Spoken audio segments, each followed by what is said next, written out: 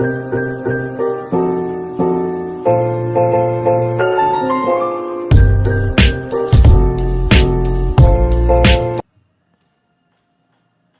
siang, kami dari kelompok 7 akan mempresentasikan hasil diskusi kami tentang strategi bersaing dalam industri yang terfragmentasi. Nama-nama anggota kelompok: Maria Vianney Jakun, Irene Veton Batonis, Ventrianus Konis. Baik, materi pertama, apa yang menyebabkan industri terfragmentasi? Beberapa industri menjadi terfragmentasi karena alasan-alasan historis, karena sumber daya atau kemampuan perubahan secara historis di dalamnya, dan bukan karena landasan ekonomis yang fundamental. Namun, di banyak industri terdapat alasan-alasan ekonomi yang mendasar, dan tampaknya alasan-alasan utamanya adalah hal-hal yang berikut. 1. Rendahnya hambatan masuk secara keseluruhan. Hampir semua industri yang terfragmentasi mempunyai hambatan masuk menyeluruh yang rendah.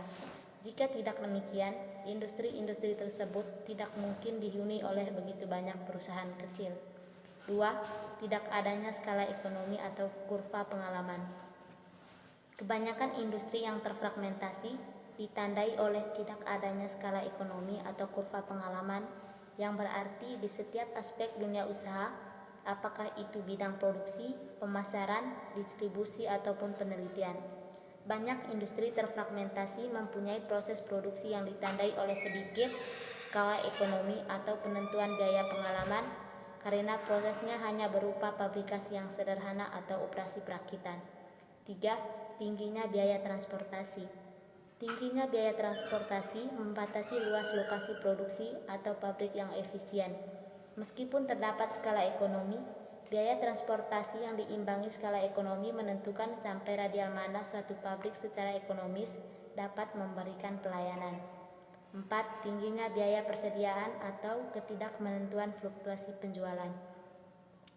Di sini produksi harus diturun naikkan, yang bertentangan dengan konstruksi skala besar, fasilitas padat modal, dan operasi pabrik yang terus-menerus. Demikian pula apabila penjualan sangat tidak menentu dan turun naik dalam jangka yang lama, maka perusahaan fasilitas besar-besaran mungkin tidak akan lebih beruntung dibandingkan dengan perusahaan kecil yang lebih tangkas. 5. Tidak adanya keuntungan dari ukuran besar dalam hubungan dengan para pembeli dan pemasok. Struktur kelompok pembeli dan industri pemasok adalah sedemikian rupa sehingga perusahaan tidak bisa memperoleh kekuatan tawar-menawar berarti dalam menghadapi bisnis yang berkaitan meskipun perusahaan itu besar. 6. Skala yang tidak ekonomis pada berbagai aspek penting. Skala yang ekonomis dapat berasal dari berbagai faktor. Apabila perkenalan produk baru dan perubahan mode yang sering adalah sangat penting bagi persaingan, sehingga kemungkinan tenggang waktu hanya pendek, maka perusahaan yang besar mungkin kurang efisien dibandingkan dengan perusahaan yang kecil. Apabila mempertahankan biaya overhead yang rendah merupakan kunci keberhasilan, faktor ini dapat membantu perusahaan kecil yang dikelola dengan besi manajer pemilik yang tidak terkena oleh rencana pensiun dan jebakan lainnya. Apabila pengendalian setempat yang langsung supervisi operasional merupakan hal yang sangat penting untuk keberhasilan, maka perusahaan kecil mungkin mempunyai peluang. Apabila citra lokal dan hubungan lokal sering merupakan kunci bagi dunia usaha, maka perusahaan besar dapat berada dalam keadaan yang tidak menguntungkan dalam beberapa industri, seperti fabrikasi aluminium, bahan bangunan, dan banyak perusahaan distribusi. 7. Kebutuhan pasar yang berbeda-beda. Di beberapa industri, selera para pembeli berbeda-beda, di mana masing-masing menginginkan jenis khusus dari suatu produk dan rela membayarnya lebih mahal daripada menerima versi yang standar. 8. Tingginya diferensiasi produk, khususnya jika didasarkan akan citra. Apabila diferensiasi produk tinggi dan didasarkan atas citra, maka diferensiasi tersebut dapat menentukan batas-batas pada besarnya perusahaan dan memberikan naungan yang memungkinkan perusahaan yang tak efisien dapat tetap hidup. 9.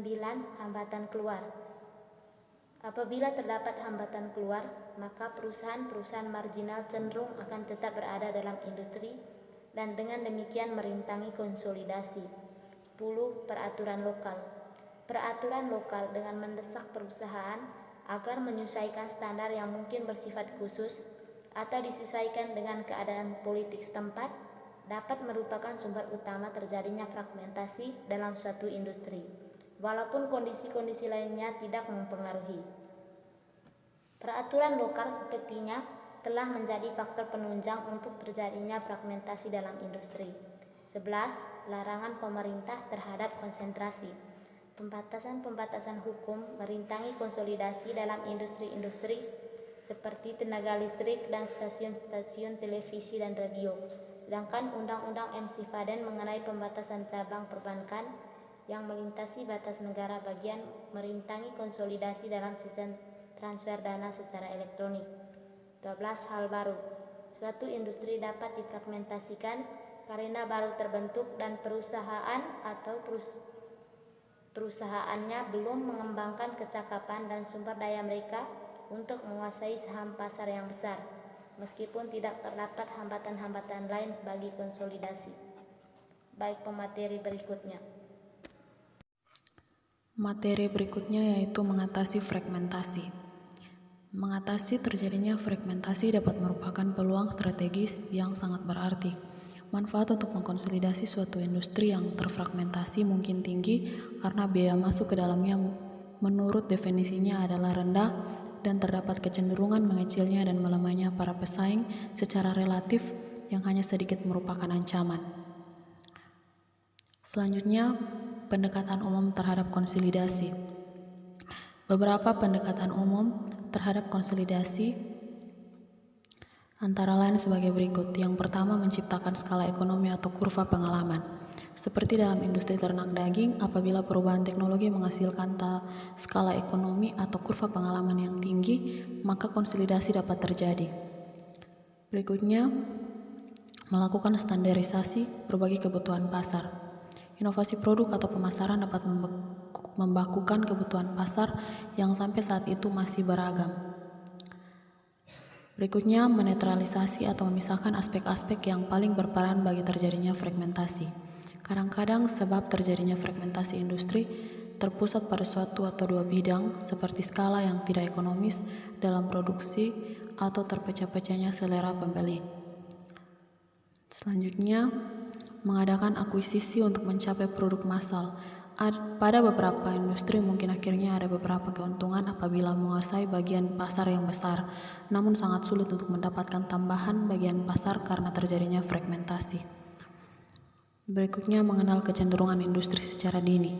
Kadang-kadang industri terkonsolidasi secara alami pada saat mencapai kematangan, khususnya bila sumber utama terjadinya fragmentasi merupakan industri yang baru atau kecenderungan luar industri dapat mengarah pada konsolidasi dengan mengubah sebab-sebab terjadinya fragmentasi tersebut. Poin yang kedua, industri yang terbelenggu. Industri menjadi terbelenggu disebabkan oleh beberapa alasan. Yang pertama, kurangnya sumber daya atau kecakapan dalam perusahaan yang ada. Kadang-kadang langkah-langkah yang diperlukan untuk mengatasi terjadinya fragmentasi adalah jelas, namun perusahaan-perusahaan yang ada kekurangan sumber daya untuk mengadakan investasi strategis yang diperlukan. Yang kedua, sifat kurang tanggap dan mudah puas diri dari perusahaan-perusahaan yang ada.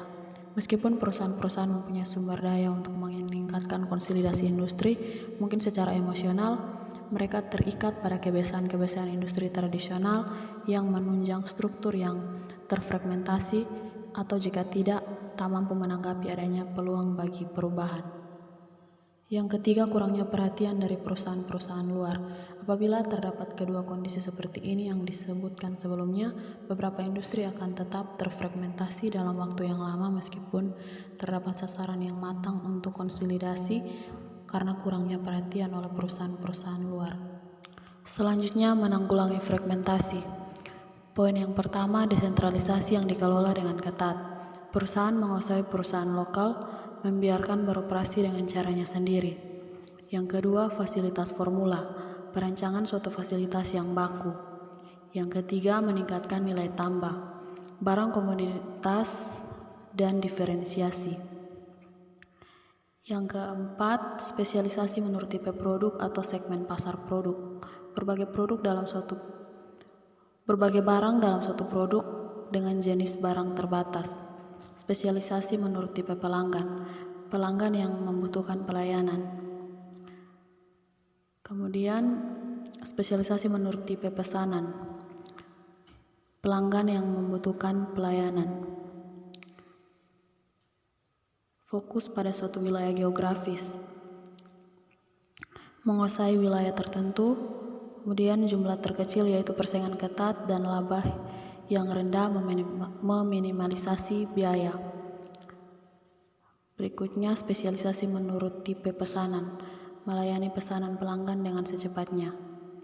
Yang terakhir integrasi balik, yaitu memiliki atau menguasai unit lain yang berpengaruh. Kepada pemateri berikutnya saya persilahkan. Ya baik, materi selanjutnya jebakan strategi yang potensial. Dibagi menjadi 5. Yang pertama, mengejar dominasi. Yang kedua, kurang disiplinnya strategis. Yang ketiga, sentralisasi berlebihan. Yang keempat, asumsi bahwa para pesaing mempunyai overhead dan tujuan yang sama. Yang kelima, reaksi berlebihan terhadap produk-produk baru. Berikutnya, merumuskan strategi. Dibagi menjadi 5. Yang pertama, mengadakan analisis industri dan pesaing yang lengkap untuk menentukan sumber-sumber kekuatan, persaingan dalam industri, struktur dalam industri, dan posisi para pesaing yang kuat. Yang kedua, mengidentifikasi sebab-sebab terjadinya fragmentasi dalam industri. Yang ketiga, menyelidiki sebab-sebab terjadinya fragmentasi satu demi satu dalam konteks analisis industri dan pesaing pada langkah pertama. Yang keempat, apabila terjadi fragmentasi dapat diatasi, maka perusahaan harus menilai apakah prospek struktur industri di masa datang yang tersirat untuk menghasilkan pengembalian yang memikat atau tidak. Yang kelima, memilih alternatif terbaik untuk menanggulangi struktur fragmentasi.